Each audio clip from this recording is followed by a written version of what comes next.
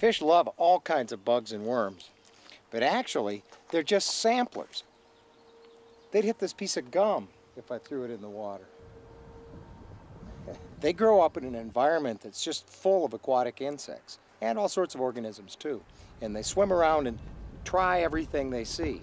Those things that they try that taste good and are nutritious, they try over and over again.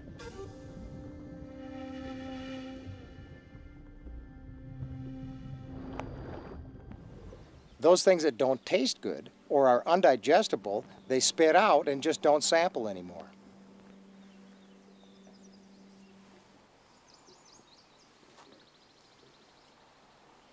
In the case of these panfish, aquatic insects make up probably 99.99% of their diet. Then why does everybody use angleworms or some kind of bait like that, or leeches, to fish panfish? Well, I guess it's just out of convention, and probably the fact that really small stuff that they eat most of the time is really difficult to present with conventional equipment. The perfect solution is a fly rod.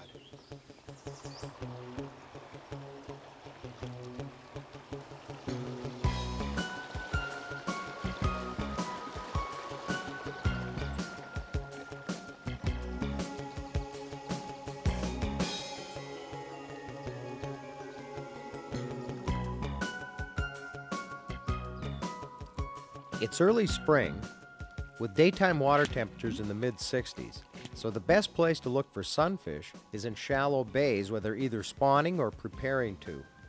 Dark bottom bays warm up first, and the abundance of insects there attracts pre-spawned feeders. It's hard to spot fish on black bottom, so it's wise to take a cast or two just to see if any fish are around. Don't spend too much time if you don't get results. If fish are around in an area like this, they usually bite.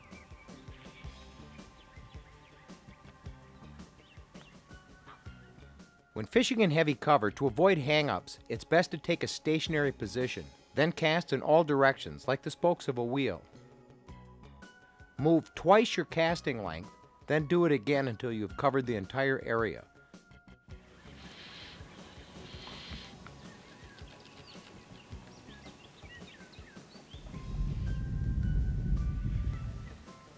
If you don't get a bite, keep looking. Early in the year, I like to stand up as high as I can and use my push pole. It's quiet and I've got great visibility. The pole also helps me detect subtle changes in bottom composition. If I don't find them shallow, I explore a little bit deeper. In early spring, panfish move from their deep water wintering areas to stage outside shallow bays and flats.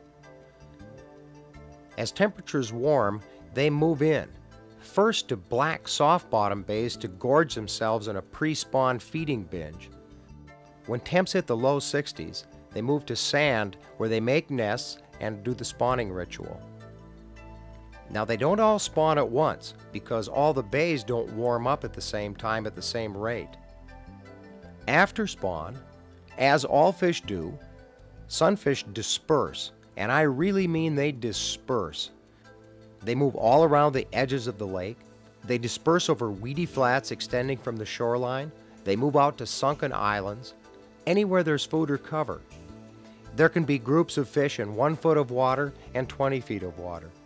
Some might suspend out in the middle of nowhere, especially when insects are hatching or small fry aggregate to feed on plankton. But usually they like some form of cover.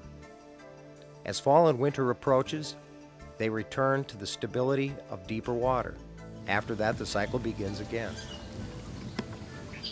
This is beautiful hard sand bottom. They're going to spawn here in a little while.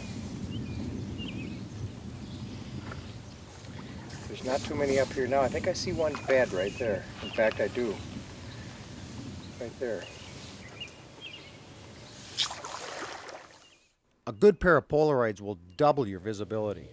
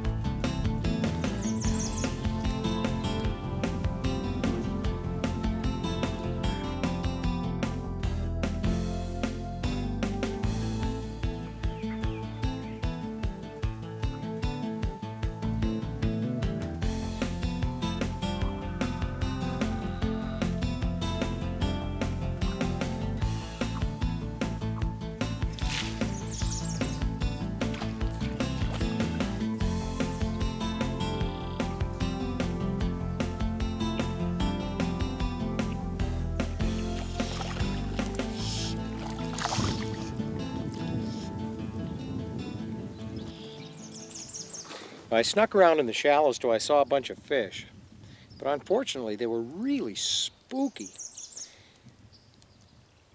I've switched from my normal black gnat, which sunfish bite 99% of the time, to some topwater trout flies. Like I said, panfish, sunfish in particular, will almost always bite on a black gnat. This is the warmest day of the year. The temperatures are skyrocketing and the fish are right on the surface. If I was using a bobber now, with a nightcrawler or a leech, the moment it dropped, those fish would scatter 20 feet, and you'd be lucky to see them again for a half an hour. At least with the flies, I can just drop it on them and they don't take off. What I'm doing is just playing around here, trying some different patterns. And I've had them bite a couple of trout flies on the surface. And now I'm going to try some nymphs that are a little bit more sophisticated, maybe, than a black gnat. And I may even try a black gnat that's got some weight on it so it sinks at a little bit different rate. Oftentimes that makes a bigger difference than anything. The sink rate of the fly, when you stop it, what does it do? Does it just hang there or does it actually fall? I'm going to try this little black bead, we'll see. Now it's got a little strip of flashaboo on the top, which under these conditions is probably not good because the fish are pretty negative. If they were positive, it would be a big advantage. We'll find out here. All it takes is about 3 casts and you know. Actually, it takes 1 cast and you know.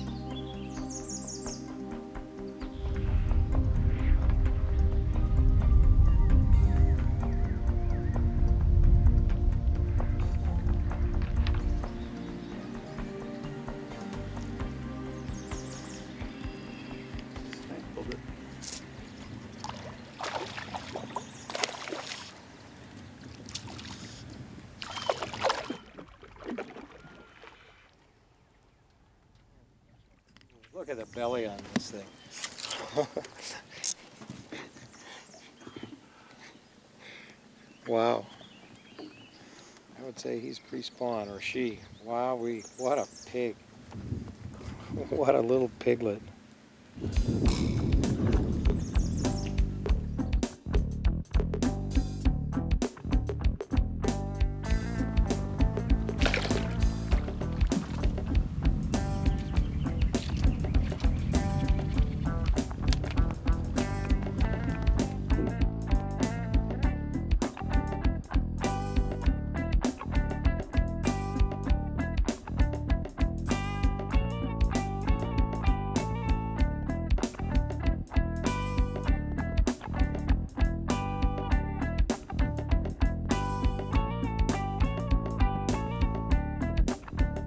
Wow, look at this thing.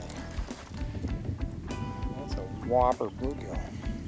In trying to figure out what they want, there are just a few variables. Some are related to the fly, such as the size or the color or the sink rate. The other variable is your retrieve. You can work the fly with long strips or short strips, varying the speed or not. Sometimes a steady hand twist retrieve is best. You just have to experiment. In the hour or so that I fished for these fish, they've gotten much more aggressive. So I decide to switch to a larger topwater popper. It's more likely to catch larger fish, plus the fish are much less likely to swallow it.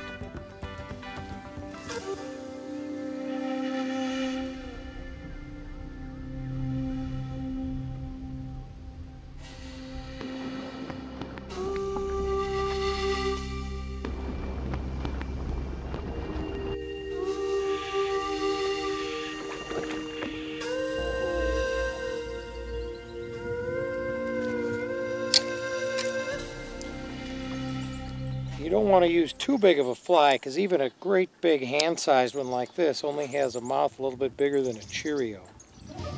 He didn't have any trouble getting this down. Man, oh man.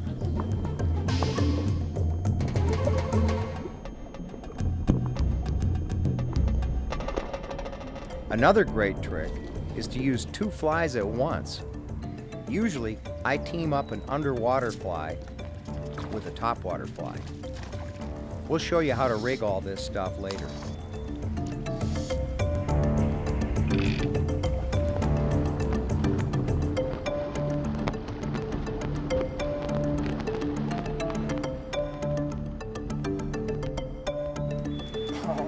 I see which one is the best, the one that gets in front of them. Now we're talking. Now you've got to check with your regulations and wherever you live, because some states, as odd as it may seem, you can't use two flies.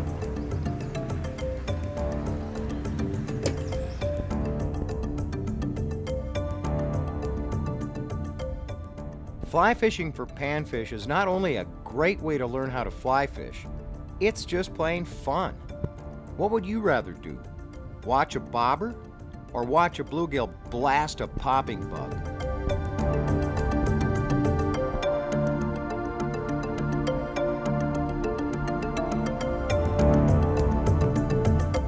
There are so many different flies it may seem bewildering, and nearly all of them will catch sunfish. But all you'll need is some that float and some that sink. As far as floating flies are concerned, high-quality dry flies designed for trout are deadly on panfish, but can be expensive, and they're not as durable or as buoyant as cork or foam-bodied flies. You may need a few trout-type flies if the panfish are extra fussy. If that's the case, I suggest those tied with deer hair because it's more buoyant than feathers. If you dress them with a good floatant, they stay on top pretty well. Your topwater arsenal should include cork poppers, foam spiders, and a few caddis, all ranging in sizes from size 8 to size 12. Your subsurface selection should consist of dark, buggy patterns like black gnats or sinking spiders. I found the new beadhead designs very effective. Experiment with the variables of size, color, and speed until you find a combination that works.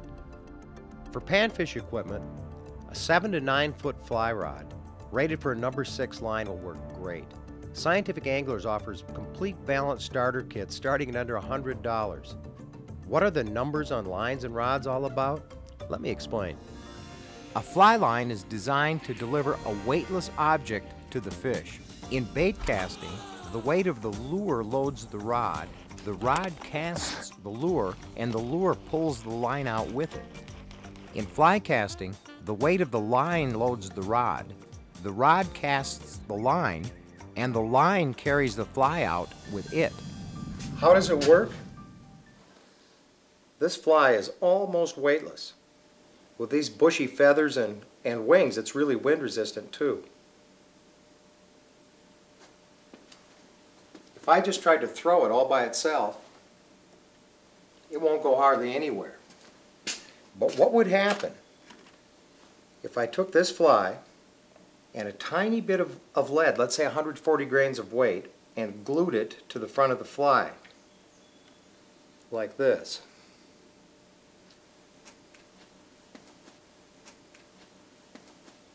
Now with just that little addition of weight, it'll go halfway across the room. A big, bulky, wind-resistant fly like this would require even more weight in order to carry it. That's how fly lines work. A small fly requires only a small amount of weight to overcome its wind resistance. A large fly requires more weight. That's why fly lines come in different weights. The number in the middle refers to the weight. The front letter's the shape, and the rear as to whether it floats or sinks. We'll talk a little bit more about that later. You'll be using relatively small flies for panfish, usually size 8 and smaller. So a 6-weight rod will be perfect. It's large enough to cast the flies, but not so big it overpowers the fish.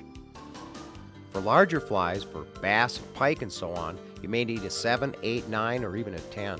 Speaking of bass, did you know largemouth are found almost everywhere there are panfish? And they could be fun on a fly rod as well.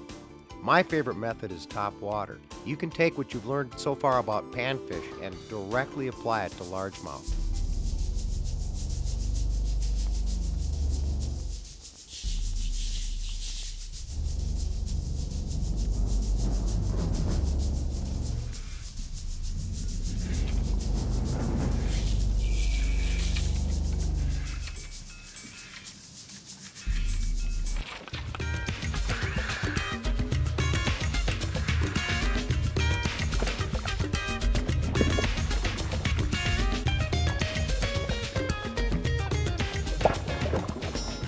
Bass can be found anywhere you'd find sunfish. I like to focus first on the edges and alleys of overhead cover. Usually the deeper the better.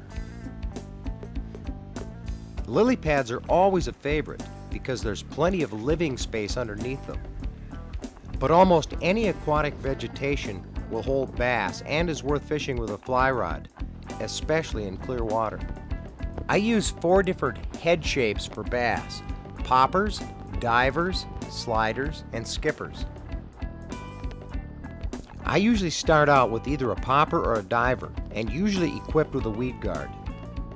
The ones I'm using are made of deer hair, but they could be made of anything that's buoyant. A popper floats at rest, pops, then stops. You can fish it very, very slow with long pauses, or fast, leaving bubbles almost like a buzzbait. Or you can fish at any speed in between. Animate it by stripping line and or lightly bouncing your rod tip. Lots of people say to keep your tip low and stationary, but I seem to get a lot more bites and variations in my retrieve by bouncing the tip a little bit. A diver pops like a popper, but is trimmed in a way that when you pull it, it dives under the surface a few inches. A steady pull and the fly swims a few inches below the surface and stays there until you give it slack. An alternating diving, rising retrieve, leaving a 6 to 12 inch bubble trail, is usually devastating on any predator. When fishing directly in or over heavy cover, or through reeds, I like to use either a skipper or a slider. These shapes are much less likely to get hung up than a popper or diver, but don't have quite as much calling power. To get through heavy cover, keep your tip low, point directly at the fly, and strip with a short, steady retrieve.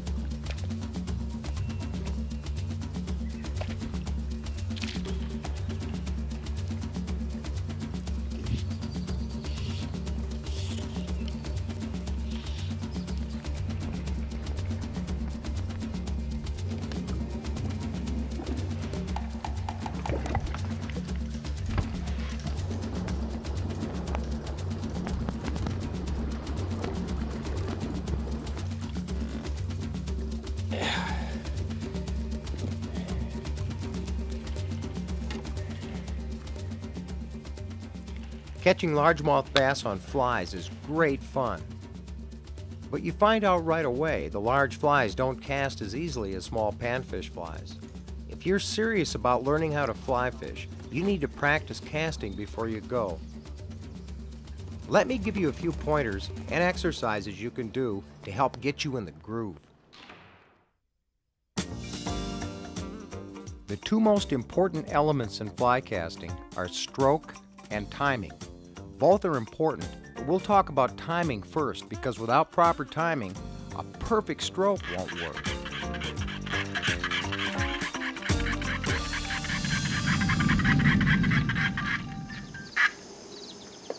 Einstein had an interesting description of insanity. He said that insanity is when someone does the same thing over and over again and doesn't achieve the results they want, but they keep doing it over and over again anyway. Remember that as you're trying to learn to fly cast. Easy boy. Most fly casting instruction is based on the 11 to 1 principle, like a clock. That's helpful, but it isn't necessarily accurate. I think a simpler way to describe it is using this pull toy and this towel. Like I said at the beginning of the video, fly fishing isn't complicated. Casting isn't complicated either, but it's really, really important. More important than almost anything else that you can do in fly fishing. So it's worthwhile to take the time to learn how to do it well. And the place to do it is in your backyard. Essentially, there's only 2 elements, stroke and timing. They're equally critical. Now, the easiest way to explain timing that I've ever seen is to use a pull toy like this. Now remember, in fly casting, it's the weight of the line that you're casting. So in order to make the line go that way, its weight has to be behind you. In order to make the line go backwards, its full weight has to start out in front of you. So it's there to load the rod. Now I know you've got one of these in your closet. Dig it out. Imagine this is my fly line. Here's timing. Jerk the pull toy till it goes all the way behind you. You roll it over. Then give it another jerk till it's all the way in front of you. If you can do that, you have timing down in fly casting. What happens if I give it a pull? Before it gets behind me, I try to make it go forward. I could sit here and wave this back and forth the rest of my life, and my dog would never move again. Fly casting is the same way. Put the string full length and tight. It's got to be tight. If it's loose and I give it a pull, it won't go anywhere. If it's tight and I give it a pull,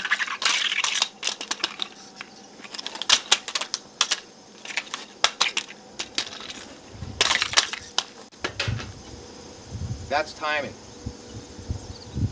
Everybody in the world knows how to do this. When your buddy bends over in the locker room and you spin your towel, whack. It's a simple stroke, but it's sort of interesting physically. What happens, I get it going in a straight line and I stop it on that straight line. If I go this way, it wouldn't snap. What if I did it overhand?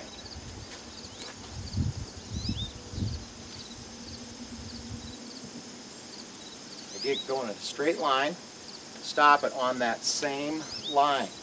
Not like this, like this. If you can snap a towel,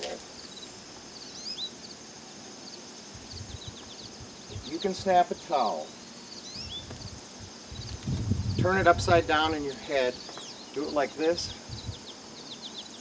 you can cast a fly line. The combination of the timing needed to zip that pull toy back and forth and the stroke necessary to make a towel go in a straight line in a nice tight loop, that's fly casting.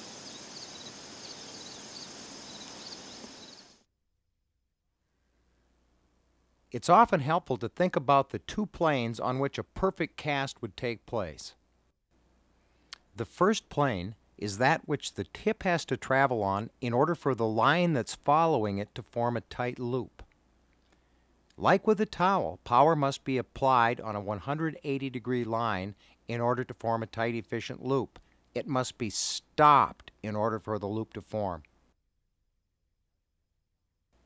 But it doesn't need to be horizontal. A short cast might be tipped forward like this. Or a long cast might actually be tipped up in front in order to get it to carry and shoot further. But no matter what, the 180-degree plane still applies. Power applied at over 180 degrees makes a wide loop. Applying power at less than 180 degrees makes what's called a tailing loop, which can tangle in itself. Imagine the second plane as a groove in the ceiling that your rod tip travels in.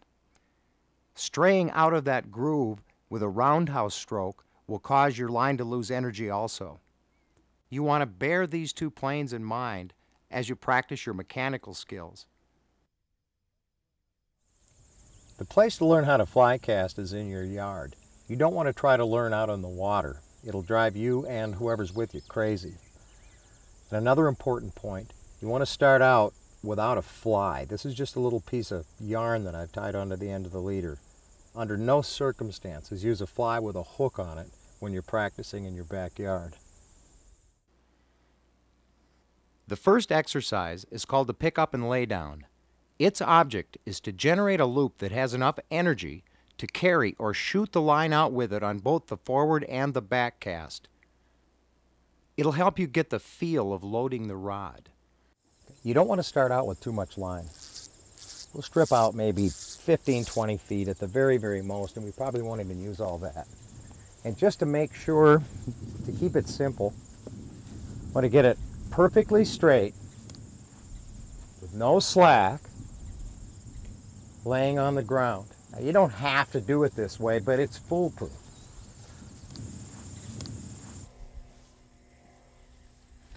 Now it's critical, don't pick up the tip. You have to hold the line firmly. Regardless of where you hold it, it's critical that it doesn't ever slip, that you hang on whenever there's any power applied. The trick is to pick it up at a gradually accelerating rate. Now pick it up, stop it. And I want you to practice this until you can throw a tight loop and it will actually carry line out with it when you let it go, like so. Let it lay down. You can spin around just part way. Strip in line so you've got about 30 feet out. And just go forward doing the same thing. And practice a back cast, a nice tight back cast. It'll pull line. And then just try a forward cast that'll pull line. A technique called hauling that involves pulling and slipping line is used to increase line speed. Something that's very useful for fishing with large flies, making longer casts, shooting under trees, or coping with wind. I recommend you practice it from the start. You also want to practice your pickup and lay down with a haul. Zip, lay it down, zip, go forward. Now watch how nicely it carries behind me. I've got about 15, 20 feet of line out here, and watch it carry. If you throw a tight loop, you don't need to throw very many of them. Same goes on the way forward. And obviously I'm going to have to strip in some line.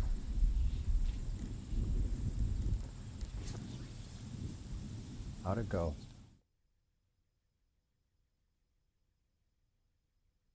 Holding the line in the air while you stroke it back and forth is called false casting. The purpose of false casting is to work out enough line to develop enough weight to load the rod and thus shoot line. What you have to do is let a little bit slip out each time you do a forward and each time you do a back cast. Grip the line tightly in your left hand and don't let it slip as you go through your power stroke and while you're hauling. Stop abruptly on that 180-degree plane, let the loop turn over, and you can release the line, letting it slip forward a few feet. Grip it again, shoot it behind you, stopping to form the loop, and let a little more line slide. Repeat this until you've got enough line out to load the rod and carry the fly that you're trying to cast. This is one of my favorite exercises. I'm going to start out with about 10 feet of line out, and instead of throwing it over my head, I'm going to have it right next to the ground. Put my hand in my pocket and just relax. And the thing is, if I can keep this off the ground, it means I'm throwing a nice tight loop and I've got a lot of line speed and my timing is right. But your timing gets off or your loop is bad, you'll be hitting the grass with the line. Tight and easy. And once you can do that next to the ground, just pick it up. Over your head. On the other side, this is loop control. I'm not really casting. Think of it as just controlling the loop in a nice, tight form, back and forth. And once you can do that, add a little line, and you've got it. A good exercise is to stand next to a fence or stand next to your house and make the tip just travel right on that path. Watch a little line of bricks or something on the side of your house. Or imagine a groove that the tip is in and just practice gently. If you're working too hard, you're doing it wrong. Easy.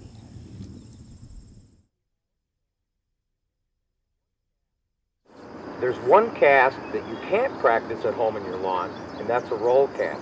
You need to have water to do a roll cast. But it is the simplest cast there is, and it's what you need to know to kind of get going. Here's how it works. Now you'll find out when you first start, you can't get the line to go out of the rod tip. The first thing you want to do Just maybe wiggle it a little and let it slip through your hand.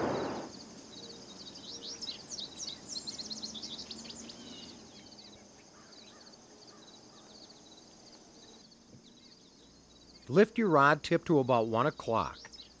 Make sure the line is behind the tip. This is critical. Now give the rod a smooth, quick snap forward and stop it. The stroke is akin to the motion you'd make with a hammer to drive a nail at eye level into a wall.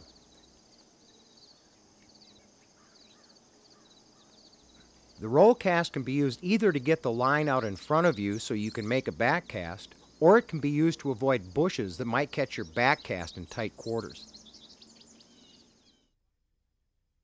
In fly fishing, you have to control the line with your hands instead of with the reel. You start by stripping as much line off the reel as you're going to be using. Careful not to step on it. If you're right-handed, in order to retrieve, you grip the line with your left hand and pinch it between your right forefinger and the rod butt, then strip it in.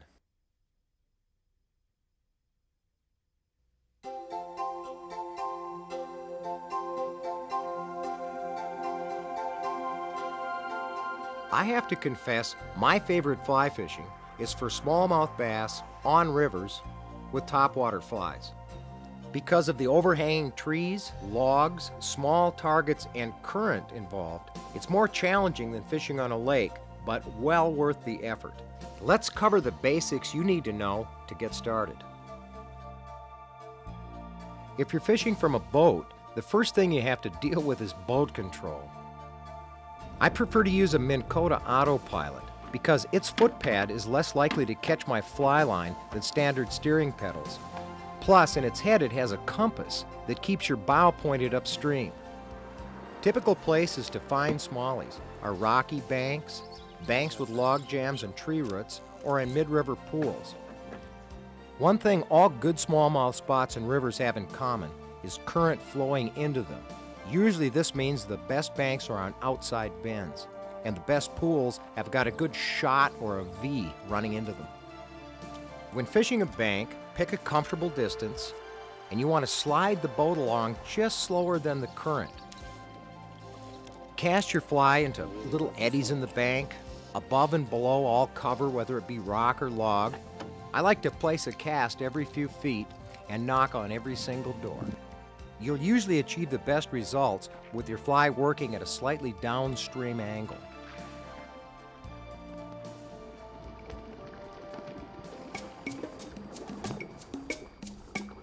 Outside bends with wooden logs are great places for big smallmouth. Where the deep water begins at the top or upstream end of the bank, and also where it tapers out at the bottom end, are key places. In higher rising water, the top ends are usually the best, and as water recedes, the lower parts become more significant. It's especially important to get the fly tight to shore because these banks are often undercut.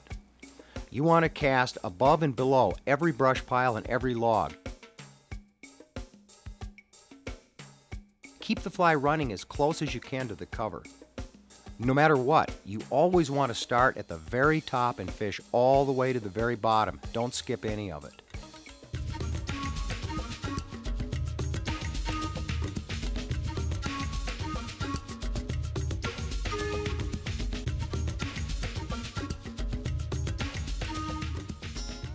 The best rock banks usually have a mixture of large and small boulders.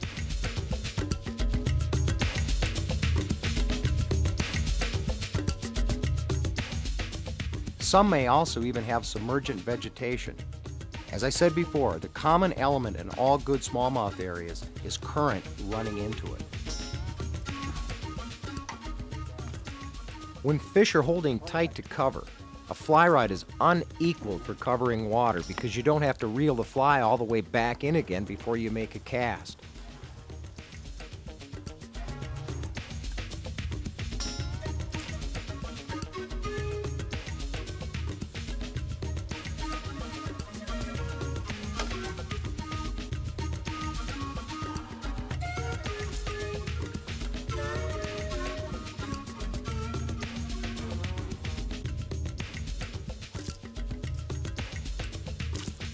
Plus, once you get your really tight loop down, You can throw your fly into places it would be almost impossible to throw a lure.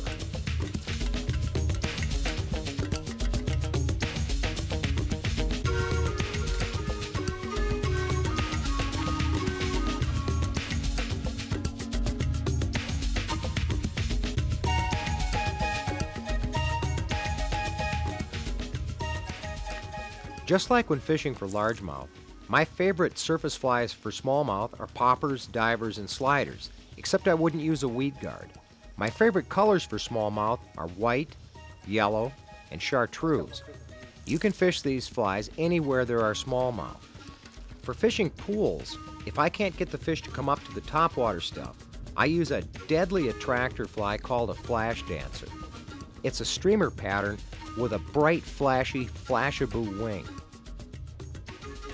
When fishing pools, I like to use an anchor or actually get out of the boat. I like to start at the top of the pool, then the middle, and then work the bottom, or what's known as the tail out. Don't be afraid to let the fly line make a big belly so that the fly heads downstream and then turns a corner at the bottom. That's usually when you get your bite.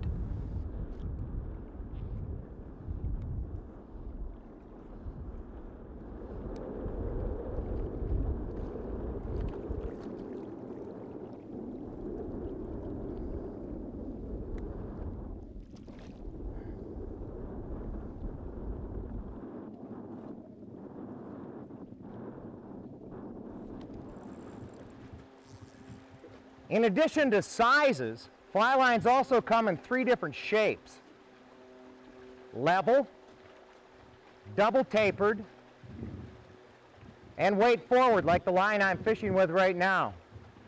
The problem with a level line is there's just so much weight out at the end. It's perfectly straight, so it has uniform weight all the way through it. And when the line is in the air, turning over, just as it turns over at the end, a level fly line tends to really flop around a lot and kind of dump over. So somebody who was really smart decided to make it thinner on the end, to taper it down to reduce the amount of mass. That way, as the line is turning over, all of that energy gets dissipated and it just lays over straight and gentle and nice instead of flopping over like it would if it was perfectly uniform and straight in the end like a level fly line. Double tapered fly lines actually are just like level fly lines, except the very end of them, the last few feet, tapers to a point. When you wear out one end, you can flip it over and use the other. But the problem with double tapered fly lines is, if I'm trying to shoot line, I get my loop in the air and I turn it over and make it shoot, but the line is still very fat all the way through it because it's like a level line, and the friction in the guides causes the loop to turn over prematurely, so it doesn't shoot very well. So somebody who was really, really bright thought, well, we'll take a double tapered fly line and we'll use the last 30 feet to give us the amount of weight we need to load the rod, and then after that we'll make it real skinny.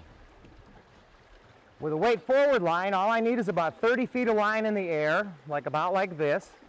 And once I've got that in the air, I can just turn it over and zing, the rest of the line will carry out with it because it's real thin and friction free. Over the course of the last 10 years or so, fly lines have made another big jump. The tapers have been improved with the help of physicists and scientists and fishermen. Plus the coatings have really, really improved. Sci Anglers uses a coating called an AST coating, which is just super, super slippery and super firm. So it slides through the guides really easily, casts like a rocket, never has to be dressed or dried. All you have to do is keep it clean. When we're fishing with flies that imitate something other than insects, the flies are actually animated. They're dynamic. With predators, the key is making the fly react to the presence of the predator, keeping it moving. With insects, it's exactly the opposite. The water's really low, and this is a super fast section of river. There's a ledge here of shallow water, and then it drops off into a little pool below the riffle. And I'm casting a flash-a-boo streamer and just letting it swing in the current. And you can get a bite out here, you could get a bite where it turns a corner. You never know quite when they're going to hit. You just want to fish it all the way through the pool and make sure you let it turn the corner. And if you've got boulders and rocks behind you like I do now, it's probably a good idea to strip it all the way in.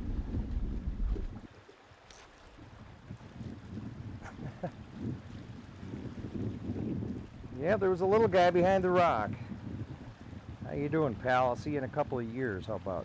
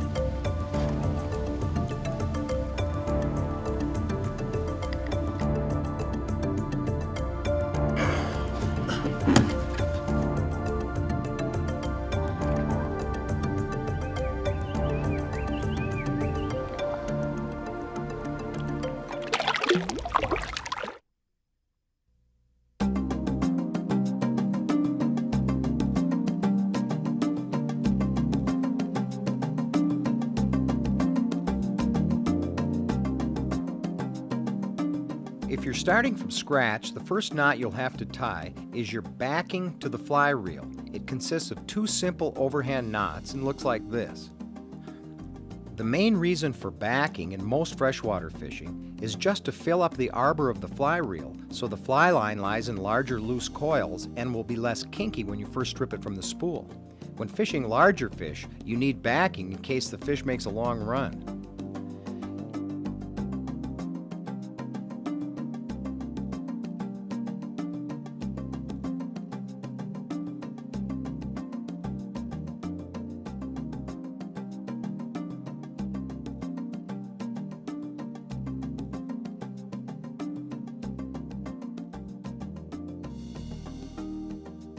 The next connection is from backing to fly line. This knot has to be small enough to easily slip through the guides. The easiest one to tie is called an Albright Special and looks like this.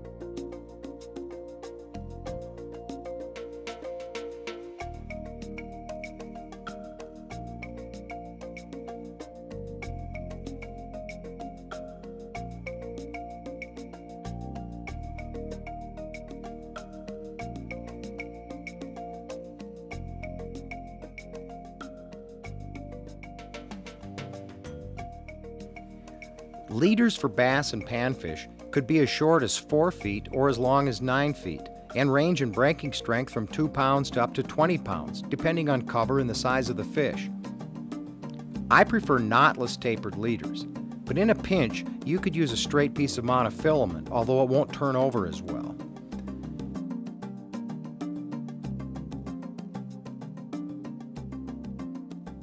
The easiest way to make the line leader connection is with a simple double loop system.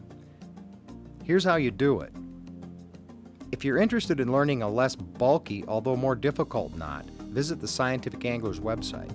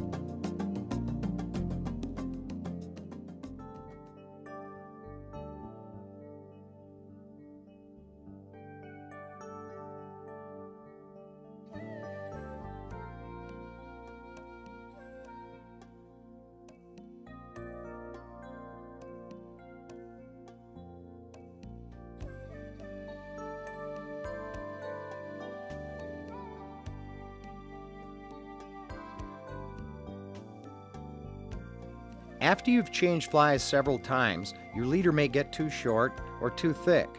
When this happens, you can add a couple of feet of line. This is called a tippet. There's a simple double overhand knot called a surgeon's knot to connect your tippet. Here's how you do it.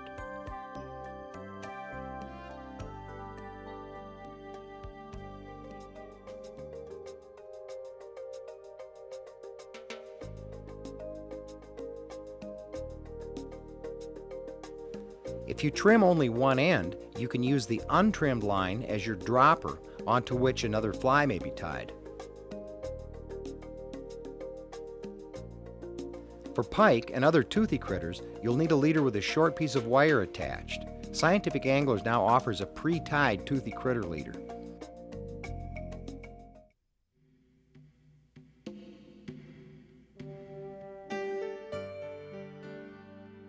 Here's how to tie a basic panfish fly called a black gnat. Starting with a hook ranging in size from 8 to 12, wrap thread from the eye back to the bend. Attach a clump of red marabou, tie in a 3-inch long piece of black medium chenille, wrap the thread forward in 1/2 inch, wrap the chenille forward, secure it with thread. You could catch fish on this without adding anything else, but I prefer to tie in a piece of soft hackle feather, wrap it 2 or 3 times, tie it off, add a dab of glue, you're ready to go. I guarantee this will catch sunfish everywhere. Here's how to tie a basic deer hair bass bug. I call this one a moonbeam diver. Using hooks ranging in size from size 2 to size 2/0. Wrap thread from the eye back to the rear of the hook. Secure in a piece of red marabou. Tie in several strands of pearl flashabou. Add a little black marabou. Add 2 grizzly hackle feathers. Tie in a good-sized clump of white belly hair from a deer. And another. And another. Secure it with 1/2 inches, glue it, trim it. You've got a fly I call a moonbeam diver.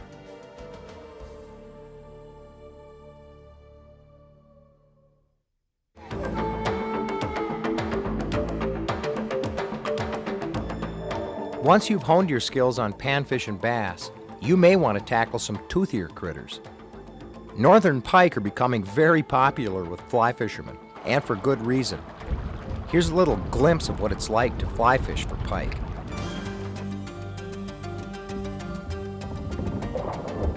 It's quite obvious where this guy's living.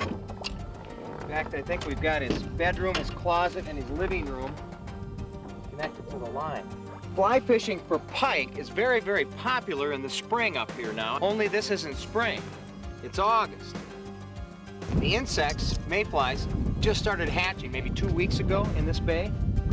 And with the insects come whitefish, tullibes, perch, and all the rest of the creatures that the northerns have been eating. The strategy this time of year is quite a bit different than what we would normally do in the spring. In the spring, it's sort of a kind of a hunting visual type thing. And if conditions were better, we could do that here now, but it's real smoky and windy and I can't see anything. So the strategy is to take a great big old white diver, and I've got a number 10 weight line, or 10 weight rod. I put an 11 weight line on it, a high speed, high D, full sinking fly line. And what that does, in conjunction with this fly is still sitting out there on the surface. The fly line is going to sink to the bottom, and when I strip it, it dives down into this cabbage bed. Right now it's down 4 feet. I just felt to tickle some cabbage. I'm going to sit here and just for a second do nothing. While I'm doing nothing, the fly is floating back up, sort of like a jerkbait. And that's when they usually hit it. I just love it when they bite it.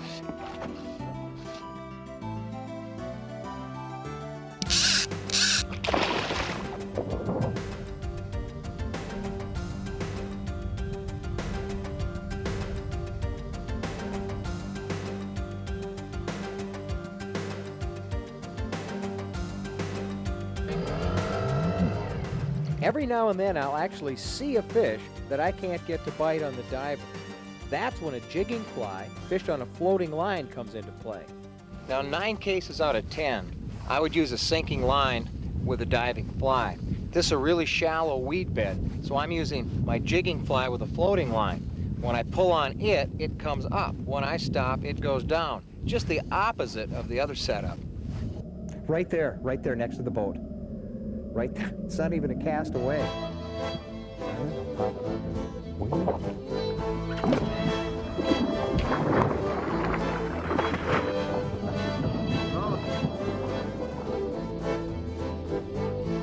Beautiful pike, and he hit what I would call a fly rod version of a jig and pig.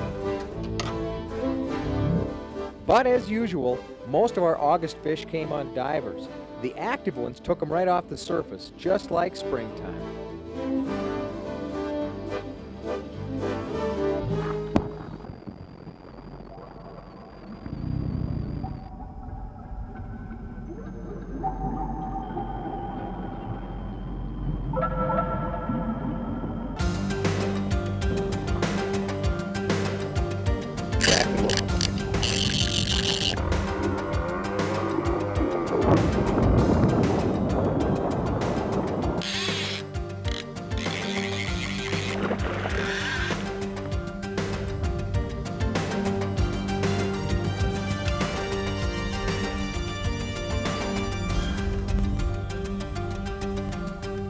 Hey, you want a big giant pike on a fly, slug it out in the weed beds and, well, you might end up with something like this.